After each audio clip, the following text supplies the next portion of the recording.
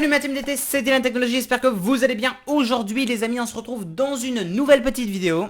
A few moments later. Et aujourd'hui les amis, on va parler de Apple. J'espère en tout cas que vous passez un bon début de nouvelle année 2021. Encore une fois, bonne année à tous ceux que je n'ai peut-être pas souhaité. Et voilà, on se retrouve du coup dans cette vidéo pour parler Apple. En effet, il y a pas mal de choses à dire, notamment du coup les nouveautés. Quelles sont les nouveautés attendues pour Apple en 2021? Je vous laisse regarder la vidéo en entier. C'est parti. Bon, alors déjà, on commence par le gros du gros. Effectivement, on va démarrer avec l'iPhone 13. Alors, souvenez-vous, l'année 2020 a quand même été assez chargée malgré coronavirus ou tout ce que vous voulez. Apple a pu et a su présenter pas mal de nouveaux produits, les nouveaux iPhones, les nouveaux iPads, les nouveaux Mac avec la puce M1. Ça y est, c'était ça a tout cassé là avec l'arrivée des Mac M1, etc. Les Apple Watch et tout blabla. Bref, et là, pour 2021, une arrivée très probable et d'ailleurs quasi certaine, on s'y attend tous, c'est tout à fait logique, de l'iPhone 13. En effet, du coup, cette année, on attend l'iPhone 13 déjà, ce que je peux vous dire concernant l'iPhone 13, c'est 4 modèles pour la gamme de l'iPhone 13 comme pour l'iPhone 12 et on pourrait avoir un espace de stockage jusqu'à 1 Teraoctet, ce qui est pas négligeable, compatible Wi-Fi 6ème génération, et on aurait aussi un nouvel écran avec un nouvel écran compatible promotion et en 120 Hz. Ça c'est vraiment cool par contre, avec un affichage qui serait vraiment permanent.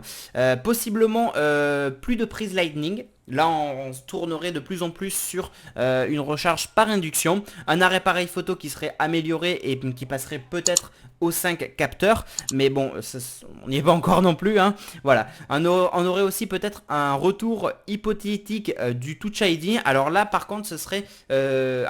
c'est en réalisation, hein, c'est en test, mais peut-être un Touch ID qui serait directement incrusté dans l'écran. On en a beaucoup parlé, il y avait eu des problèmes, Apple avait déjà fait des tests, mais Apple n'avait jamais abandonné ce projet. Peut-être que ce projet a su mûrir comme il faut.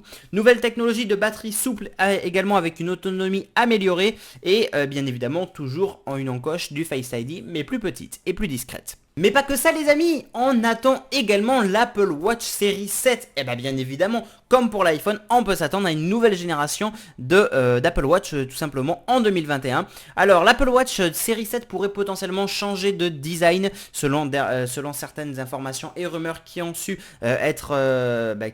parler d'elle, hein, tout simplement. Certaines sources mentionnent aussi l'arrivée d'un écran micro LED et d'autres misent plutôt sur l'intégration carrément du Touch ID. Alors j'avoue qu'un petit Touch ID ce serait pas mal du tout. Je sais pas, j'imagine peut-être un Touch ID sur la petite molette ici à la rigueur.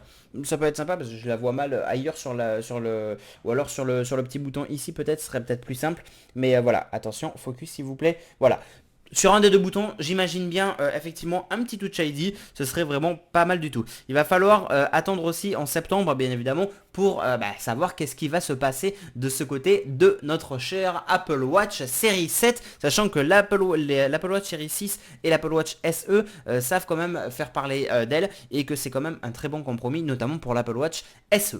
A few moments later. Bien, il n'y a pas que ça, en effet, il y a aussi l'Apple Silicon M2. Et oui les amis, vous souvenez-vous, j'avais acheté du coup le Mac M1, donc j'ai le Mac M1.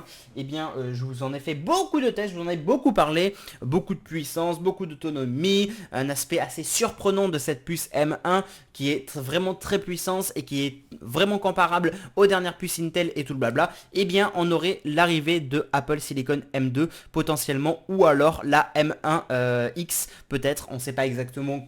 Est-ce qu'il y aura direct la nouvelle génération M1, M2 ou une petite alternative? On verra tout ça. Dans tous les cas, il y a une chose qui est quasi sûre, c'est qu'effectivement, il y aura une amélioration. Donc ça veut dire que mon Mac, qui est actuellement le MacBook Air, qui est vraiment extrêmement puissant, va vite se faire rattraper potentiellement. Bref, effectivement, alors que la puce du coup M1 a déjà fait son entrée en fin d'année dernière avec les nouveaux MacBook Air, MacBook Pro et Mac Mini en M1 qui ont vraiment su faire parler d'eux, et que que d'ailleurs Apple a réussi à faire un record de vente grâce notamment aussi à la puce. Et bien là on pourrait s'attendre à une nouvelle puce M2. Effectivement Apple est en train de travailler sur cette nouvelle puce qui serait encore plus autonome et qui lancerait cette année une autonomie supplémentaire. Voilà, on aurait soit une génération AX, une puce AX ou alors elle pourrait tout simplement s'appeler la puce M2. Elle serait donc réservée à l'iMac Pro, le Mac Pro dans un premier temps. Voilà, ça c'est logique parce que quand on calcule, étant donné donc qu'elle proposerait jusqu'à 12 cœurs de calcul, forcément on s'attend effectivement vraiment au Mac Pro. Mais les amis, il n'y a pas que ça, un nouveau MacBook Pro 16 pouces qui devrait faire son arrivée également, et là c'est un petit peu pareil. Certaines sources donc le verraient bien intégrer une version améliorée de la puce M1. Donc en gros les derniers le nouveau MacBook Pro 16 pouces aurait effectivement une version améliorée de la puce Apple M1. Donc ce serait pas la puce M1 qu'il y a actuellement dans le MacBook Pro ou dans le MacBook Air, mais une version améliorée comme je vous l'ai dit. Voilà, on pourrait s'attendre à du 12 cœurs, on pourrait s'attendre à du 16 Go de RAM. Bon bref, il y aurait tout ça, mais on en discutera beaucoup plus en détail dans une future vidéo, pardon. Mais effectivement on pourrait s'attendre à ça. Le processeur encore une fois pourrait peut-être s'appeler, donc la petite amélioration du M1 pourrait s'appeler la M1X. Voilà, un nouveau MacBook Pro 14 pouces également avec bien évidemment une version améliorée de la puce M1 également. Un nouvel iMac avec la puce Apple Silicon également devrait faire son apparition, toujours pareil avec une amélioration de la puce Apple M1. Donc en gros on aurait potentiellement pas la M2 dans ce genre de modèle, mais peut-être plus pour les Mac Pro. Après peut-être qu'au final c'est vrai que d'un côté il n'y a pas forcément besoin d'ajouter une M2 maintenant, ça met du temps à mettre en œuvre et tout ça. Bref, on verra tout ça, mais effectivement on aurait donc les nouveaux Mac. Donc pour résumer en gros, eh bien on peut s'attendre donc à l'iMac Pro et le Mac Pro avec la puce potentiellement M2. On peut s'attendre à un nouveau MacBook Pro 16 pouces et 14 pouces avec une amélioration de la puce M1 et un nouvel iMac avec une amélioration également de la puce M1. Il n'y a pas que ça, il y a aussi une nouvelle Apple TV. Effectivement, on pourrait bien avoir une nouvelle Apple TV avec un processeur qui serait beaucoup plus puissant. Ce serait un A12X, voilà, compatible en 4K, toujours pareil, avec quelques améliorations, mais on en reparlera plus en détail. Un nouvel iPad Pro attendu avec la technologie mini LED. Rappelons donc que ça permet une consommation d'énergie bien plus mesurée que l'OLED. Donc voilà, cet iPad Pro pourrait arriver du coup avant l'été 2021. Donc c'est pour ça que je vous dis petite date.